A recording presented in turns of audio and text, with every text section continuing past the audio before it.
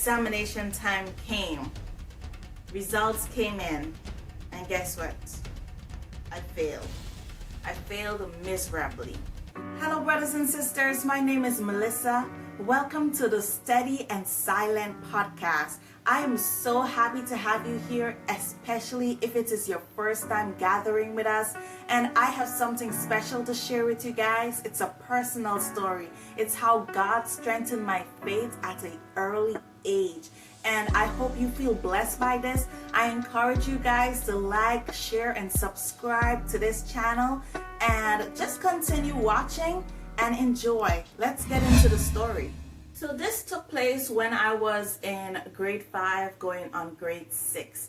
And I remember this day, the teacher, she divided the class into 2 sections. And these 2 sections, they were categorized as the DUMB class. I don't want to say the word because I don't want to be restricted by Facebook and social media. And then there was the SMART class, guys. And this is exactly how they labeled the classes. Everybody knew it as the DUMB class and the SMART class. And the teacher was calling out the names and everyone was lining up and so forth. And when she got to my name, one of the persons said, "Why are you selecting her to be in the SMART class? She is D, the D word." And I felt so embarrassed. And I will tell you guys straight up that I had a hard time during primary school, during secondary school. I just had a hard time in school. I was not a person to get along with everyone, guys. And right then, the teacher looked at me in a way like, he has a point. And I remember the feeling that I had when she called me aside and told me that I needed to do a mock test to decide whether or not I would stick in this SMART class. So she gave me the test, and guys, it was mathematics. I am not good at maths. Until this day, math is not my strong point. And this lady gave me fractions. And it was not the easy addition fractions. It was the multiplication fractions and the subtraction fractions. And I had no idea what was going on in that paper. And I wish now I knew what I know now then, because I would ask her, why is it that I am the only one she's giving this test to? Why am I the only one who has to do this test? But however, I took it and I escaped school that day because I was so desperate to get that test done.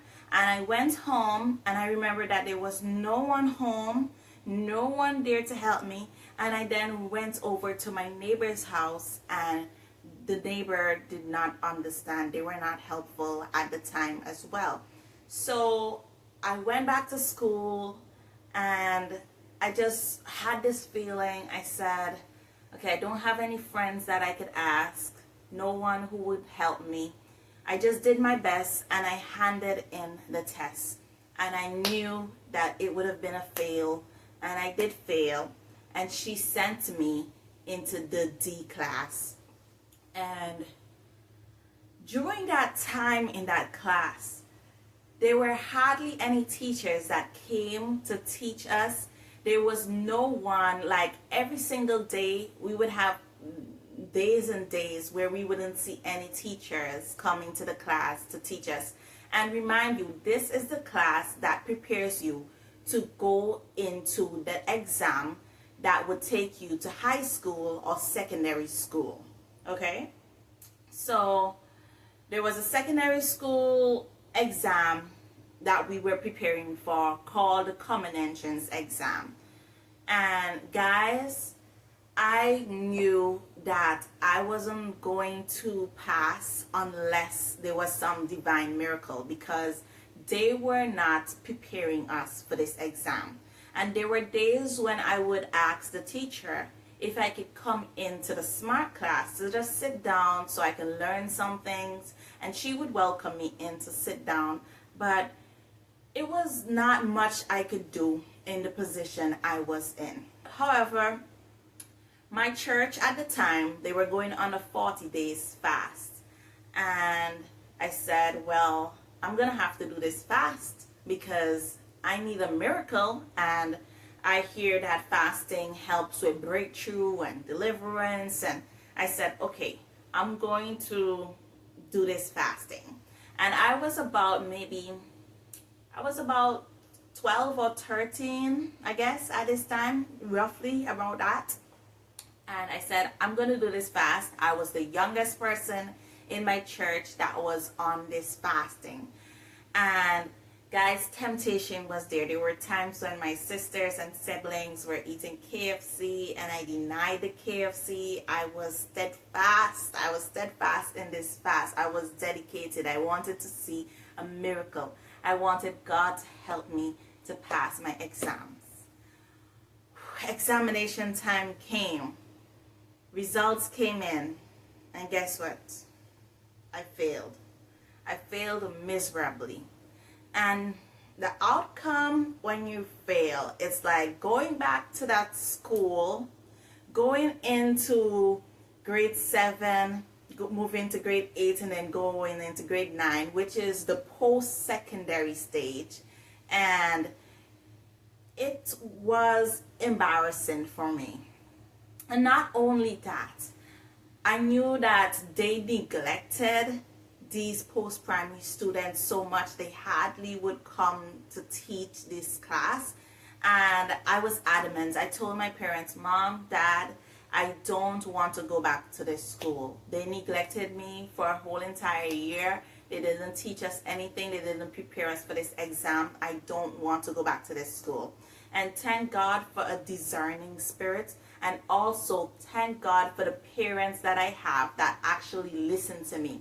Many parents today, they don't listen to their children, and we need to listen to our children when they say that they don't feel comfortable doing this or they don't feel good in this school. They took me out from that school and then they took me to a private school. And this private school was worst. What made it worse is that my parents were paying a lot of money and the teachers were hardly attending classes. They were hardly teaching us. It was the same mess. And I told my parents, guys, it's best you stop paying for this school. It's best you just take me out of this school and just put me into a government school because you're wasting your money. It's the same results. And it's not making any sense. It's probably even worse. And my mom at the time, she probably didn't even know what else to do because she had already taken me out from this school. And now we have to look for another school that's going to accept me at this level that I am. And her friend advised her that she should take me to this other secondary school. I don't know if I should mention the name. I probably should not. But it was regarded as the worst secondary school in Antigua. Sorry, primary school in Antigua at the time. It was literally known for the kids' bad behavior, fighting, all of that stuff. But when I actually got to the school, they were the best school, hands down. There were no days teachers didn't attend. There were no days we didn't have homework. There were no days that I was not taught. And I was happy. I felt good being in the spot where I was. And the teachers were able to notice that I was different. They noticed that I was smart. Finally, someone noticed me that I was smart, and they asked me, why is it you failed your examinations? How come you did not pass and you're so smart? But I wasn't about to go down that road explaining myself anyways. So fast forward, it was the end of the school term and they were separating students, the students that would move forward into another grade and the students that would stay down. And I remember they called everyone's name that was going in to grade 8. And it was me and 3 other children that were standing there that they did not call our names. And I had a deja vu moment. I said, oh gosh, please don't let this be happening again. I don't want this situation to be happening again. And Lord and behold, they said to us that you guys are going in to grade 9. We're not going to go into grade 8. We are going into grade 9. And guys, this was the greatest feeling. I couldn't believe what I was hearing because it meant that I skipped a grade. And at that time, I felt blessed, but I didn't realize that God was working a miracle in my life. And I remember feeling like God showed up for me. And sometimes it seems like if God is not working when he is working, but it's just not in the way that we want him to work. And it's so easy to feel like if he's not fulfilling his promises and he's not being loyal to us as we were to him, because we're not seeing him working in the way that we want him to work. But the word of God says, as far as the heaven is from the earth, that is how far our thoughts are from his thoughts and our ways are from his ways. So he's not going to operate in the way that we want him to work. But before we get into that, because at that point, I did not see that great miracle that he has done in my life until I got to secondary school. That's when I saw what really happened. Okay? Because the persons, going back now, the persons who were calling me DUMB, and the persons who were saying that I wasn't good enough to be in the class that they were in, guess what? I was either in a higher grade than they were when I got to secondary school, or some of them were in the same class as me. And I have to do the mathematics properly, because I believe that I would have been in a higher grade than they were, or either they were in the same grade as me. So it made sense now. So let's say I did not have that spirit of discernment, or if I just stayed at the school I was in, the school where I did the exam and I failed, and I went on to post-primary and I went the usual route, then I would have been in a lower grade than these people. When I got to secondary school, I would have gone into 3rd form and they would have been in 4th form. But thank God for the spirit of discernment. Sometimes you have to hold God accountable, because many times when you're praying and fasting and you feel like he's not working things out for you, you have to say, God, you said in your word, if I ask with faith, it shall be given. And you have to remind him of his promises to you. It's like you're interceding. You're sending angels to intercede on your behalf. You're reminding him, God, you said this in your word. You will fulfill all your promises.